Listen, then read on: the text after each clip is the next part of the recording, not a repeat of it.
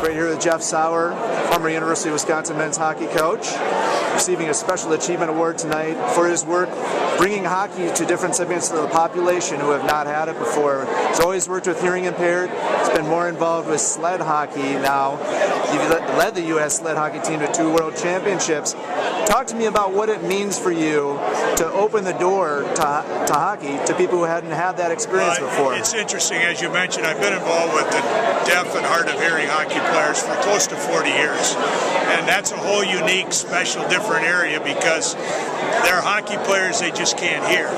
The group that I have with the sled hockey are amputees, and we have a number of kids that have had disease that have caused them to be paralyzed.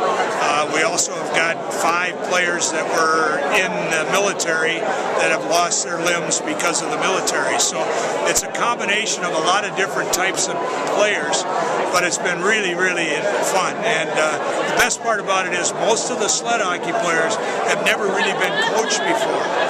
They've learned how to play the game, but the systems of the game and all of that type of thing. And that's really refreshed me in terms of being able to do that type of thing. That's the kind of thing that they really eat up. They feel like they're being treated as they feel like players. They're big timers from a big time coach supposedly.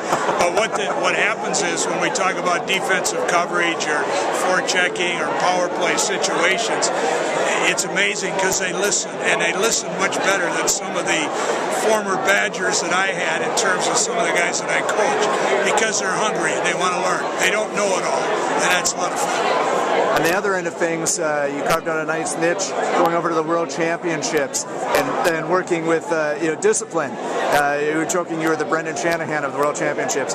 What was that experience like? You've had so many kind of interactions at the Olympic level, so international hockey isn't new for you, but this role is. What was that dynamic like? Well, this is the 4th time that I've done this. I've done it for 3 World Junior Championships, and then they moved us up to the next level. We're still doing the juniors, but this was the first time that I worked with NHL type of players. It was very interesting. Dan Marawelli, who's a former NHL referee, and myself are the 2 guys, and we're over and above everybody. The best part about it is we're out of the politics, the world politics.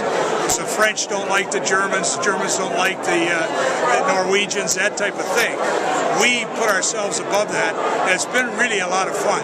We suspended a number of guys, and they were very appreciative of it because the referees, as you know, on the international level, for example, soccer referees get criticized all the time.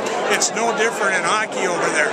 And for us to be kind of neutral and over and above the referees has really been a lot of fun.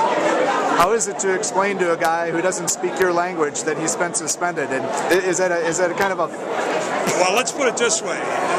One of the people we suspended this year was a Russian. The head of the Russian delegation who was sitting in the room with this Russian player was Tradiak, the former goaltender for Russia. He doesn't speak a lot of English either. And when we finally got done, we said, "What do you think?" And he said, "It's a fair decision." We suspended him for 2 games. But neither one of them could speak English, and we had an interpreter there to go through. But here I'm sitting there telling Tradiak we're suspending one of his players. It was kind of fun.